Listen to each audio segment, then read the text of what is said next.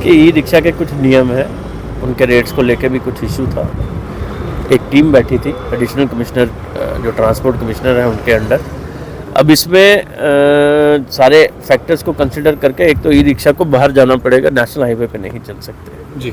दूसरा, उनके स्टैंड्स जो हैं वो आइडेंटिफाई ऑलमोस्ट हो गए, नोटिफाई हो जाएंगे और 5 किलोमीटर का दायरा या 6 किलोमीटर का दायरा जो भी फिक्स होगा। लास्ट माइल कनेक्टिविटी है तो लास्ट माइल कनेक्टिविटी के लिए काम करना पड़ेगा। हम कोशिश कर रहे हैं धीरे धीरे। मुझे उम्मीद है कि आने वाले कुछ दिनों में मे बी मंथ और सो चीज़ें और बेहतर हो जाएंगी और स्ट्रीमलाइन हो जाएंगी। ये डंपर्स के खिलाफ एक कांस्टेंट एंड कंटिन्यूड एफर्ट चल रहा है, लेकिन तादाद काफ़ी है।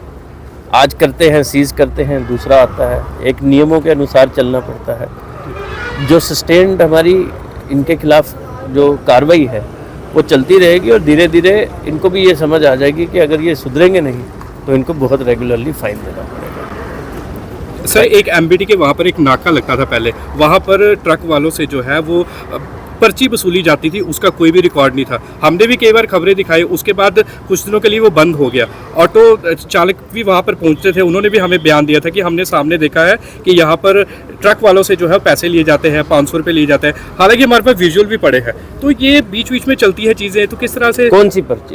MBT department. ट्रक से कोई पर्ची लेने की ज़रूरत नहीं है जी, ना ही कोई लेता है। मैं पिछले 4 महीनों में, मैंने आपके कुछ लोगों ने ट्विटर पे भी कहा था मुझे, लेकिन मुझे कोई ऐसी चीज़ जो पुख्ता रूप से दिखी नहीं। सिर्फ और सिर्फ वो बस जो पैसेंजर है, जो JNK में एंटर करती है, जिसको वो टैक्स जमा कराना है, उसको टैक्स जमा कराना है और कार्ड से स्वाइप करना है, उसको भी कैश नहीं देना है। अगर कोई व्यक्ति, कोई ट्रक वाला किसी को पैसे दे रहा है, वो गलत दे रहा है, और जो ले रहा है वो MBD का आदमी होगा तो उसको नौकरी से हाथ धोना पड़ेगा। आप ट्रांसपोर्ट कमिश्नर, आपका काम सब जानते हैं कि काफ़ी ट्रांसपेरेंसी से काम करते हैं, तो आपको नहीं लगता कि यहाँ पर भी पूरे तरीके से ट्रांसपेरेंसी से RTO विभाग में भी काम होना चाहिए? आप बताइए, ट्रांसपेरेंसी कहाँ नहीं है?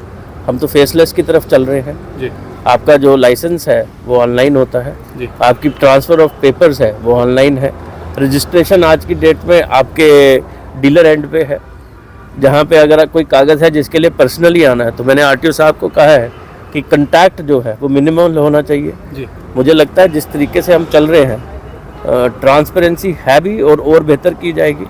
रही बात नाकों की या रही बात लखनपुर की, उसके ऊपर हम आज ये एक मेजर मुद्दा था जिसके ऊपर कि how to make that movement faceless. Online पैसे जमा हों, आप अपनी बस में बैठ के ही पैसे जमा कराएं, आपको रुकना ना पड़े।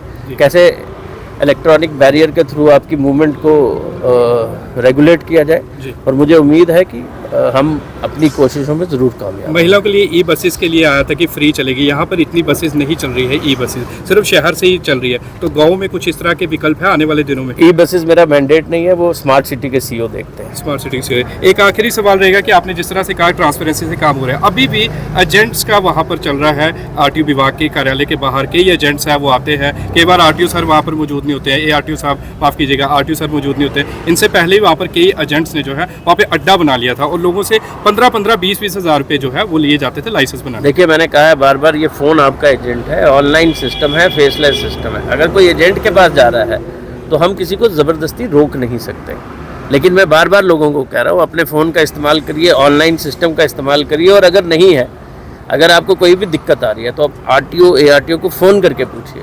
मुझे बहुत सारे लोग मोबाइल पे फ़ोन करते हैं, मैं उनको जवाब देता हूँ। बहुत सारे लोग ट्विटर के ऊपर क्वेश्चंस डालते हैं, उनके इश्यूज सॉर्ट आउट होते हैं। लोगों को भी थोड़ी सी पेशेंस भी रखनी पड़ेगी और लोगों को भी बंद करना पड़ेगा एजेंट्स के पास जाना। हमारी यही कोशिश है, एजेंट लेस RTO ऑफिस होना चाहिए।